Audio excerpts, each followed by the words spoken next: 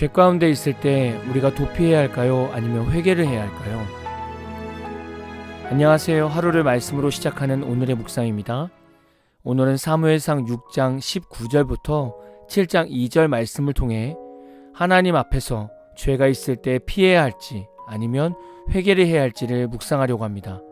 먼저 성경 말씀을 듣겠습니다. 베세메스 사람들이 여호와의 궤를 들여다본 까닭에 그들을 치사 5만 70명을 죽이신지라. 여호와께서 백성을 쳐서 크게 사륙하셨으므로 백성이 슬피 울었더라.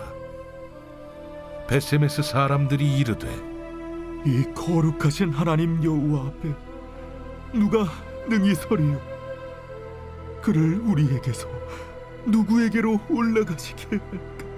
하고 전령들을 기럇 여아림 주민에게 보내어 이르되 블레셋 사람들이 여호와의 궤를 도로 가져왔으니 너희는 내려와서 그것을 너희에게로 옮겨가라. 기럇 여아림 사람들이 와서 여호와의 궤를 옮겨 산에 사는 아비나답의 집에 들여놓고 그의 아들 엘리야사를 거룩하게 구별하여 여호와의 궤를 지키게 하였더니 궤가 기럇 여아림에 들어간 날부터 20년 동안 오래 있은지라. 이스라엘 온 족속이 여호와를 사모하니라. 우리는 도피와 회개라는 두 출구 앞에서 인생을 살아갑니다. 때로는 도피를 하면 문제를 심하게 만들지 않을 수도 있습니다. 예수님도 사람들이 자신을 돌로 치려는 모습을 보고 그 자리에서 도망가셨습니다. 부부싸움이 일어나려고 할 때 한쪽이 다른 곳으로 도피하면 싸움이 조금은 수그러지기도 합니다. 그러나 도피는 항상 좋은 의미만 가지고 있지는 않을 겁니다. 왜냐하면 도피는 내 현재 자리를 피한다는 의미를 가지고 있기 때문입니다. 우리가 죄의 삶을 살아갈 때 하나님 앞에서 도피를 하게 되면 그것 자체가 죄가 됩니다. 그러나 우리가 지금 있는 자리에서 회개를 하면 그 인생은 달라집니다. 오늘 말씀을 보면 내가 지금 도피해야 하는 건지 아니면 회개하고 하나님께 다시 나아가야 하는지를 깨달을 수 있는 말씀입니다. 오늘 말씀에서는 베세메스라는 성읍이 나오죠. 이곳은 레위인의 성읍이었습니다. 율법과 제사에 능통한 이들이 살았던 곳입니다. 베세메스 사람들은 하나님의 궤가 들어온 것에 기뻐했지만 여호와의 궤를 들여다본 까닭으로 많은 사람이 죽게 되었습니다. 우리는 하나님을 믿으면 기쁘게 되죠. 그러나 기쁨을 표현하는 방식이 하나님을 경외하고 하나님께서 원하시는 방식으로 기뻐해야 합니다. 예를 들면 한 20-30년 전에 어느 유명한 경배와 찬양단에서 이런 일이 있었습니다. 그 찬양 예배가 얼마나 뜨거운지 당시 많은 청년들은 큰 은혜를 받고 있었습니다. 찬양단이 찬양할 때 그 주변으로 많은 청년 스태프들이 찬양단을 중보하며 사역을 도와주고 있었습니다. 그런데 어느 날 집회가 끝나고 나서 모두가 빠진 그곳에 본드들이 있었던 겁니다. 누군가가 은혜로운 자리에서 본드를 마셨던 겁니다. 누가 마셨을까요? 바로 찬양단을 도와주던 청년 스태프 중에 누군가가 본드를 마신 겁니다. 왜냐하면 하나님을 찬양하는 것이 기쁜데 어느 순간 그 기쁨이 없어져서 인위적인 기쁨이라도 사람들에게 보이려고 본드를 했던 것입니다. 베세메스 사람들도 하나님의 언약궤가 들어온 것을 기뻐했는데 이 기쁨을 표현하는 방식을 잘 몰라서 궤를 들여다보게 되었던 것입니다. 그래서 많은 사람들이 죽게 된 것이죠. 이런 상황이 되었다면 그런 법궤가 두려우니 베세메스 사람들은 도피해야 할까요? 아니면 하나님의 궤에 대한 무지함을 회개해야 될까요?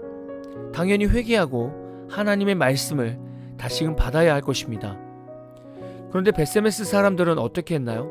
베세메스 사람들은 하나님의 궤를 기럇 여아림으로 보내게 됩니다. 이 모습을 보면서 우리가 다시금 깨닫는 것은 당시 레위인들의 영적 무감각과 이 법궤에 대한 인식이 얼마나 낮았었는지를 볼 수 있습니다. 또한 베세메스 사람들은 다른 이스라엘 성읍이 아니라 유다의 변방이자 이방인들이 섞여 살던 기럇 여아림에 법궤를 가져가라고 요청합니다. 이는 법궤를 중앙 성소나 자신들의 보호 아래 두는 것을 거부하고 최대한 멀리 보내려는 의도를 드러냈습니다. 율법의 보관자가 되어야 할 레위 사람들이 하나님을 외면한 것입니다. 오히려 기럇 여아림 사람들은 하나님의 궤를 정중히 맞이했습니다. 그리고 기럇 여아림 사람들은 하나님의 궤를 아비나답의 집에 들여다 놓고 엘리야사를 거룩하게 구별하여 여호와의 궤를 지키게 하였습니다. 여호와의 언약궤는 아비나답 집에서 20년 동안 거하게 되었습니다. 이는 이스라엘 백성들이 하나님을 대하는 태도를 반영하는 모습이었습니다.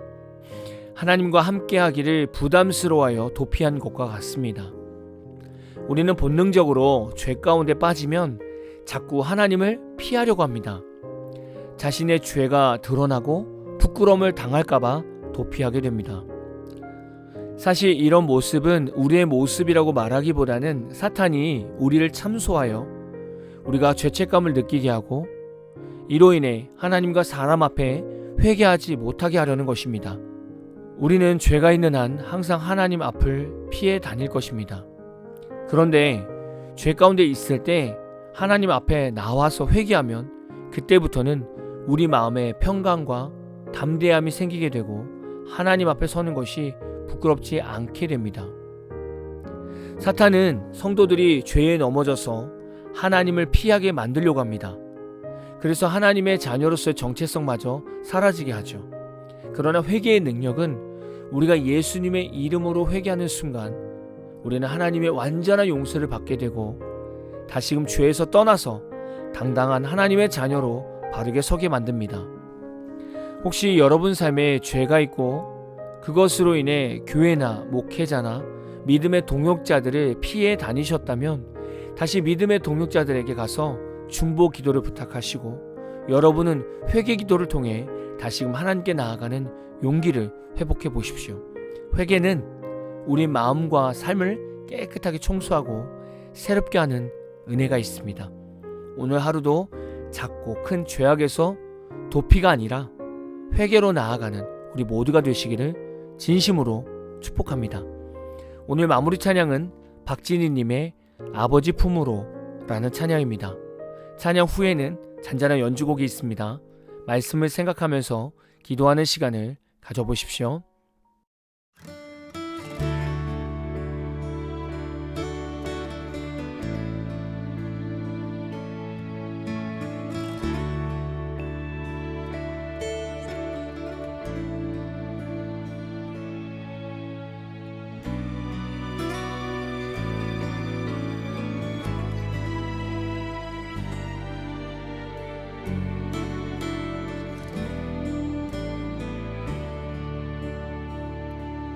나 이제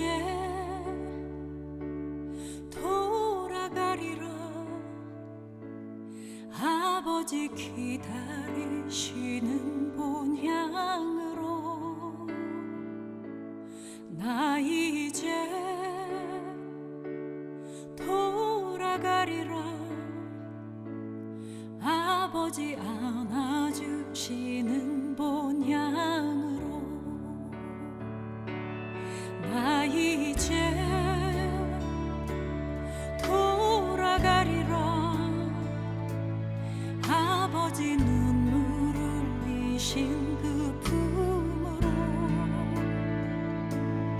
나 이제 돌아가리라. 아버지 편치 않으신 그 품으로. 나의 어리석음 지난 날을 이제 가슴 치며 회개하오니. 나의 모든 죄를 용서하시고 그 사랑으로 감싸주소서.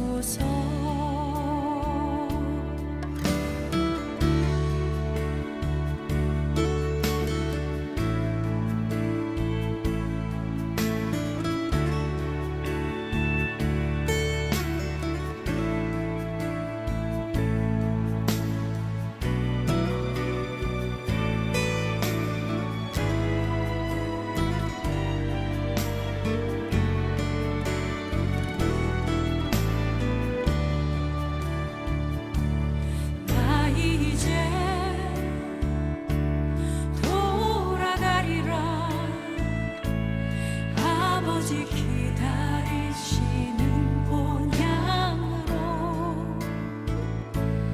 나 이제 돌아가리라. 아버지 안아주시는 본향으로 나 이제 돌아가리라. 아버지 눈물 흘리신 그 품으로 나 이제 돌아가리라. 아버지 변치 않으신 그 품으로 나의 방황에 떠지는 나를 이제 눈물로 써내게 하오니 나의 상한 마음 만져주시고 그 사랑으로 감싸주소서. 나의 방황에 떠지는 나를 이제 눈물로 써내게 하오니 나의 상한 마음 만져주시고 그 사랑으로 감싸주소서. 그 사랑으로 감싸주소서.